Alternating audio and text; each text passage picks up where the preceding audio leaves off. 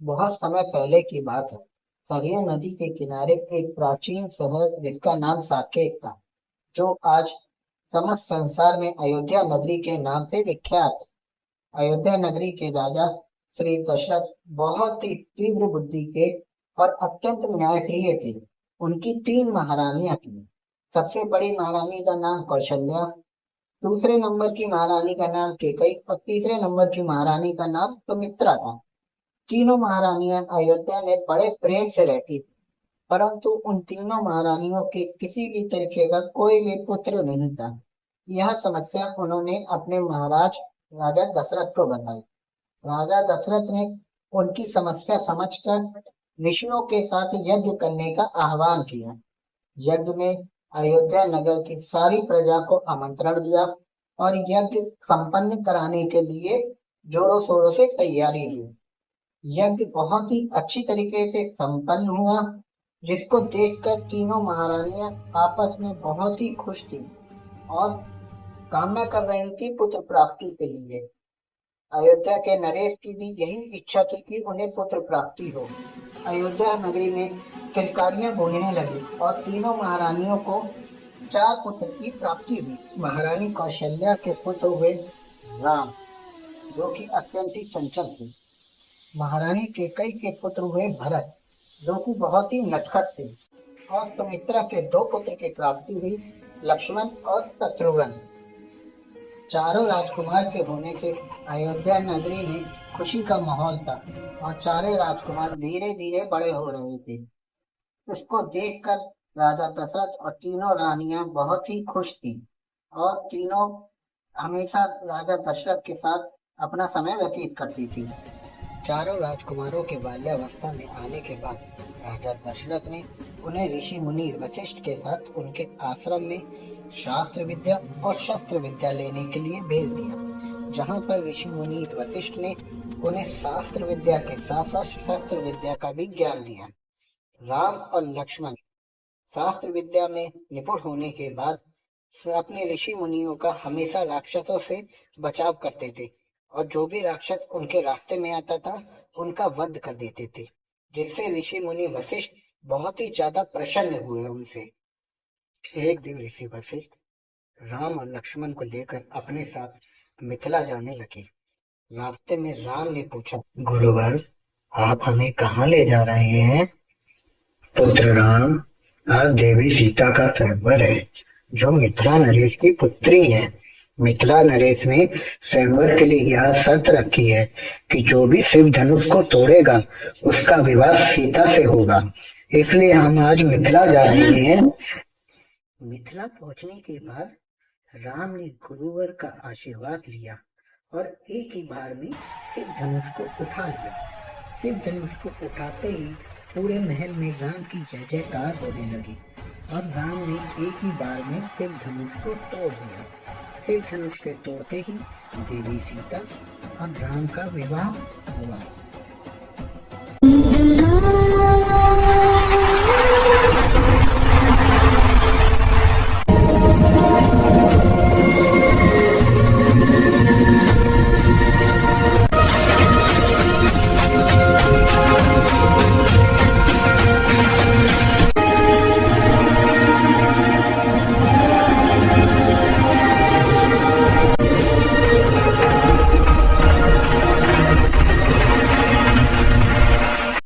उधर अयोध्या में रानी केकई की दासी ने रानी केकई के कान भरने शुरू कर दिए। महारानी, आप राजा दशरथ से बात करिए और अपने पुत्र भरत को अयोध्या का राजा घोषित कराइए, क्योंकि राम के होते हुए कभी भी भरत को राजगद्दी नहीं मिलेगी और वह हमेशा राम का दास बन के रहेगा। महारानी केकई ने अपनी दासी की बात मानकर राजा दशरथ से अपने पुत्र भरत के लिए राजगद्दी मांगी और राम के लिए 14 वर्ष का वनवास मांगा।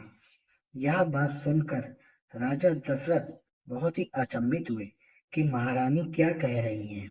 यह संभव नहीं है, परंतु केकई ने राजा दशरथ को उनके पुराने दिए हुए 2 वचन का वास्ता दिया और उन्हें याद दिलाया कि आपने मुझे 2 वचन देने का वादा किया था।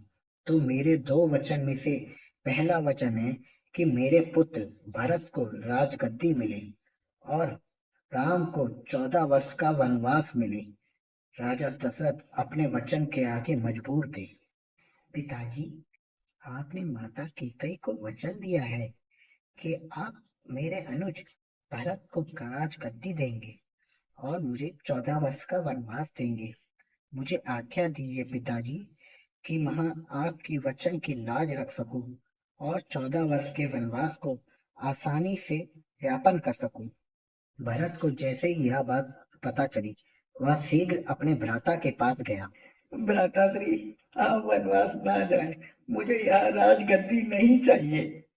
प्रिय भरत, यही पुत्र धर्म है। हमारे पिता ने माता कैकेयी को वचन दिया है। राम, लक्ष्मण और सीता तीनों अपने पिता की आज्ञा पूरी करने के लिए और अपने पिता के द्वारा दिए गए वचन को पूर्ण करने के लिए बिना कुछ सोचे समझे आसानी से राज सिंहासन छोड़कर वह वन को निकल गए। रास्ते में प्रजा मिली। प्रजा ने उन्हें बहुत रोकने की कोशिश की, परंतु राम अपने पिता के दिए हुए वचन के आगे बंद थे और वह अपने पिता की बात का अनादर नहीं कर सकते थे। रास्ते में केवट ने उन्हें नदी पार कराई और आशीर्वाद लिया, क्योंकि वह साक्षात श्री राम थे। केवट यह जानता था। नदी पार करने के बाद राम, लक्ष्मण और सीता ने थोड़ी देर वन में ही विश्राम किया और सही जगह देखकर कुटिया बनाने की सोची, जहां वह आसानी से अपने 14 वर्ष वनवास के व्यतीत कर सकें। तीनों बहुत ही प्रसन्न थे। राम ने एक कुटिया बनाई जहां पर देवी सीता और राम आसानी से रहते थे और दोनों में बहुत ही ज़्यादा प्रेम था। सीता ने उनका पूरा साथ दिया वनवास के टाइम में। वह नहीं चाहती थी कि राम को कभी भी ऐसा लगे कि मेरे वजह से मेरी पत्नी देवी सीता किसी भी तरीके से परेशान है। लक्ष्मण राम के साथ उनके सहाय की तरह रहा और हमेशा अपने भ्राता और अपनी भाभी की पूर्ण रूप से सेवा करता था। वन में शूर्पणखा ने श्री राम और लक्ष्मण को देखा। वह उनकी खूबसूरती देख के बहुत ही मंत्रमुग्ध थी और सोच में पड़ गई, वन में इतने दो खूबसूरत राजकुमार कौन है। उसने राम से विवाह के लिए प्रस्ताव किया, परंतु राम ने मना कर दिया। फिर वह लक्ष्मण के पास गई और लक्ष्मण से विवाह के लिए आग्रह करने लगी, परंतु लक्ष्मण के बार बार समझाने के बाद भी जब शूर्पणखा नहीं मानी, तो लक्ष्मण ने शूर्पणखा की नाक काट दी। शूर्पणखा अपनी कटी हुई नाक लेकर अपने भ्राता रावण के पास लंका पहुंच गई। लंका नरेश रावण ने जैसे ही शूर्पणखा की नाक कटी देखी, वह बहुत ही क्रोधित हुआ और उसने एक युक्ति सोची कि किस तरीके से वह राम से बदला लेगा। उसने अपने पास बैठी हुई एक राक्षसनी को आदेश दिया, तुम वन में राम के पास सोने का हिरण बन के जाओगी। रावण की बात मानकर वह राक्षसनी राम और सीता के सामने सोने का हिरण बनकर प्रकट हुई। देवी सीता उस हिरण की सुंदरता को देखकर बहुत ही मंत्रमुग्ध हुई और वह अपने पति राम से इस हिरण को लाने की जिद करने लगी। राम ने बहुत समझाया कि यह कोई माया हो सकती है, परंतु देवी सीता कुछ भी मानने को तैयार नहीं थी और वह जिद पर अड़ी रही। जब देवी सीता राम के बार बार समझाने के बाद भी नहीं मानी, तो राम ने उस हिरण को देवी सीता के लिए पकड़ कर लाने का सोचा और वह उस हिरण के पीछे अपना धनुष लेकर भागने लगा। जैसे जैसे हिरण इधर उधर भागता, राम उसके पीछे उसको पकड़ने के लिए उधर ही उधर भाग रहे थे। अपने बड़े भाई राम के ना लौटने पर लक्ष्मण ने कुटिया के चारों तरफ लक्ष्मण रेखा बनाकर उनकी खोज में निकल गया। तभी वहां पर साधु के वेश में रावण आया और माता सीता से कहने लगा, भिक्षाम देहि, भिक्षाम देहि। हे देवी, तुम्हारे द्वारे पर साधु आया है, थोड़ी भिक्षा दे दो। जैसे ही देवी सीता रावण को भिक्षा देने कुटिया से बाहर आई, रावण ने उनका हरण कर लिया और अपने पुष्पक विमान में बैठाकर उन्हें अपने महल लंका की तरफ ले जाने लगा। देवी सीता ने बहुत विनती की रावण को कि रावण मुझे छोड़ दो, परंतु रावण देवी सीता को अपने साथ लंका ले गया।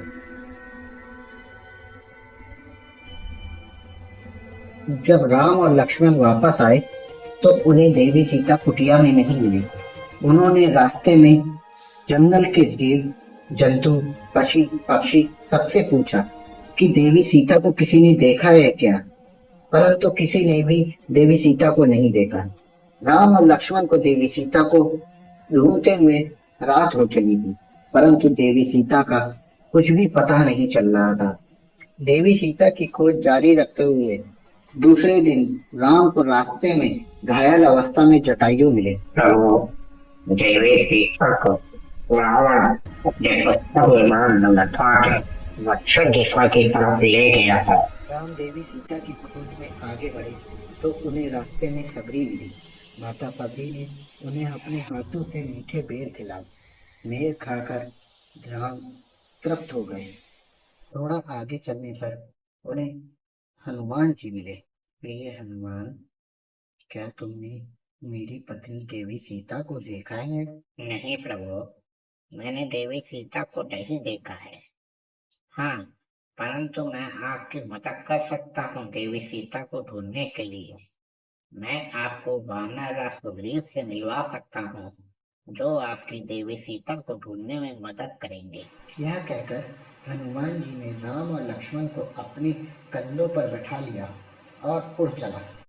हनुमान जी उनको अपने कंधों पर बैठाकर वानर और सुग्रीव के पास ले जाने लगे ताकि देवी सीता को जल्दी से जल्दी ढूंढने में श्री राम की मदद हो सके। रास्ते में हनुमान जी ने राम और लक्ष्मण जी को सुग्रीव और उनके बड़े भाई बाली के बारे में बताया। प्रभु, आपका किष्किंधा में स्वागत है। बताइए, हम आपकी किस तरह सेवा कर सकते हैं? सुग्रीव, मेरी पत्नी सीता की खोजने में तुम मेरी मदद करो और मैं तुम्हें तुम्हारा राज बाली से दिलवाऊंगा। तुम बाली को युद्ध के लिए युद्ध भूमि में बुलाओ। सुग्रीव ने नाम के हिसाब से बाली को युद्ध के लिए ललकारा और युद्ध भूमि में बाली और सुग्रीव का भयंकर युद्ध हुआ, जिसे श्री राम छुप कर देख रहे थे और राम ने अपने एक ही वार से बाली का वध कर दिया और सुग्रीव को उसका राज्य दिलवा दिया। महाराज, आप धन्य हैं। आपने मेरा खोया हुआ राज मेरे भाई बाली से मुझे दिलवा दिया। मैं हनुमान को आदेश देता हूँ कि वह दक्षिण दिशा की तरफ जाए और देवी सीता का पता लगाए। सुग्रीव और राम की आज्ञा लेकर हनुमान समुद्र की तरफ देवी सीता को ढूंढने के लिए निकल गए और एक ही छलांग में वह लंका पहुंच गए। अच्छा, तो रावण ने देवी सीता को यहाँ कैद कर रखा है। देवी सीता, मुझे आपके परमेश्वर श्री राम ने आपके पास भेजा है। हनुमान ने राम के द्वारा दी गई अंगूठी देवी सीता को दी, जिससे देवी सीता ने हनुमान को पहचान लिया। परंतु रावण ने हनुमान को बंदी बना लिया और यहाँ आने का कारण पूछा। मूर्ख रावण, मुझे प्रभु राम ने तुम्हारे पास भेजा है ताकि तुम्हें एक मौका मिल सके। यह बंदर बहुत बोलता है, इसकी पूंछ में आग लगाकर इसे छोड़ दिया जाए। हनुमान जी की पूंछ में आग लगाकर उन्हें लंका में छोड़ दिया गया। हनुमान जी ने पूरे सोने की लंका को अपनी पूंछ में लगी आग से जला दिया और वापस आकर श्री राम को बताया। प्रभु, देवी सीता लंका का देश रावण के पास है, परंतु हमें वहां जाने के लिए बड़ा समुद्र को पार करना पड़ेगा, जिसके लिए हमें उस समुद्र पर एक पुल नुमा आकृति बनानी होगी, जिसके बाद ही हम पूरी सेना के साथ लंका पहुंच पाएंगे। हनुमान की बात सुनकर राम ने सुग्रीव से कहा, मित्र, हमें समुद्र लांघने के लिए जल्दी से जल्दी पुल बनाना होगा, जिससे हम पूरी सेना के साथ रावण के ऊपर आक्रमण कर सके और देवी सीता को वहां से छुड़ा सके। सुग्रीव का आदेश मिलते ही नल और नील ने समुद्र में पत्थर फेंकने शुरू कर दिए और हर एक पत्थर पर उन्होंने जय श्री राम लिखना आरंभ कर दिया, जिससे वह पत्थर समुद्र में डूब नहीं रहे थे और आसानी से पुल बनता चला गया। पुल बनते ही राम, लक्ष्मण, हनुमान और सुग्रीव ने पूरी सेना के साथ लंका पर चढ़ाई कर दी। लंका पहुंचते ही रावण और राम की सेना में भयंकर युद्ध हुआ। युद्ध का परिणाम इतना घातक था कि दोनों तरफ से हजारों सैनिक मारे गए। लक्ष्मण को रावण की सेना ने चारों तरफ से घेर लिया। लक्ष्मण को चारों तरफ से घिरा देखकर रावण के पुत्र इंद्रजीत ने लक्ष्मण के साथ युद्ध किया और अपने एक ही तीर से लक्ष्मण को मूर्छित कर दिया। हनुमान लक्ष्मण को गोदी में उठाकर प्रभु राम के पास ले आए। लक्ष्मण जी को श्री राम जी के साथ छोड़ने के बाद वह संजीवनी बूटी के लिए निकल पड़े। संजीवनी बूटी मिलते ही वह तुरंत लंका लौट आए, जिसे खाकर लक्ष्मण जी सही हो गए। लक्ष्मण जी के सही होते ही पुनः राम और रावण की सेना में युद्ध आरंभ हो गया। युद्ध बहुत ही भयंकर था। दोनों तरफ से हजारों की तादाद में सैनिक मारे जा रहे थे।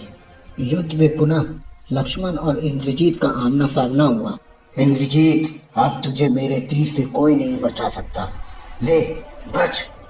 लक्ष्मण जी ने अपनी तरकत से एक तीर निकालकर इंद्रजीत की तरफ मारा, जिससे इंद्रजीत वहीं पर घायल होकर मर गया। रावण का भाई कुंभकर्ण, जो कि गहरी नींद में सोया हुआ था, जिसे अभी तक युद्ध का पता ही नहीं था, उसे गहरी नींद से जगाया गया और युद्ध का पूरा बताया गया। भ्राताश्री, ऐसी क्या आपदा आ गई लंका पर जो मुझे इतनी गहरी नींद से जगाया गया? राम ने तुम्हारे भाई विभीषण का वध कर दिया है। अपने भाई विभीषण का समाचार सुनकर कुंभकर्ण युद्ध भूमि में पहुंच गया और एक एक कर राम की सेना को मारने लगा, जिससे राम की सेना व्याकुल हो गई। राम ने घमासान युद्ध करके कुंभकर्ण को अपने तीरों से छन्नी कर दिया, जिससे वह जमीन पर लहूलुहान गिर गया और शीघ्र ही उसकी मृत्यु हो गई। रावण ने जैसे ही अपने दोनों भाइयों की मृत्यु का समाचार सुना, वह युद्ध भूमि में गुस्से से ललायित होकर एकदम कूद पड़ा और राम पर तीरों से वर्षा करने लगा। राम और रावण का अब घमासान युद्ध चल रहा था, जिसमें एक तरफ राम थे और दूसरी तरफ रावण। दोनों ही शक्तिशाली और दोनों ही बलवान थे। युद्ध काफी घमासान था। राम ने अपने तरकस से एक तीर निकाला और रावण को उस तीर से मार गिराया, जिससे रावण घायल हो गया और वह जमीन पर आके गिर गया। राम, मेरी मृत्यु का कारण मेरा अहंकार है और तुम्हारी जीत का कारण तुम्हारा भाई। तुम्हारे भाई ने तुम्हारा साथ नहीं छोड़ा और मेरे भाई विभीषण ने मेरे साथ गद्दारी करके मेरा साथ छोड़ दिया। रावण का वध करने के बाद प्रभु श्री राम अपनी पत्नी देवी सीता को लेकर हनुमान जी के साथ वापस अपने घर अयोध्या के लिए निकल गए। प्रभु श्री राम के अयोध्या पुनः आगमन पर अयोध्या वासियों ने उनका स्वागत चारों तरफ दीपक जलाकर और फूलों की वर्षा से किया। अयोध्या में बहुत ही खुशी का माहौल था। अयोध्या वासियों ने प्रभु राम का भव्य स्वागत किया और पटाखे तथा दिए जलाकर पुनः पुनः आगमन की बधाई दी। अयोध्या पुनः आगमन पर प्रभु राम का राज अभिषेक हुआ और उन्हें अयोध्या का राजा घोषित किया, जिसकी खुशी से जनता ने चारों तरफ पटाखे जलाकर और दीप जलाकर इस अच्छे पल का आनंद लिया। अयोध्या में अब खुशी का माहौल था। अयोध्या नरेश श्री राम और उनके साथ देवी सीता अयोध्या में बहुत ही खुश थे और अयोध्यावासी इस दिन को आज भी दिवाली के रूप में मनाते हैं तथा सारी दुनिया में यह पर्व दिवाली के नाम से जाना जाता है। यह कहानी हमें आज भी भाई के प्रति भाई का समर्पण और बुराई पर अच्छाई की जीत को दर्शाता है। इस कहानी से हमें यह पता चलता है कि कितना भी अच्छा समय क्यों ना हो या कितना भी बुरा समय क्यों ना हो, हमेशा अपने भाई का साथ देना चाहिए।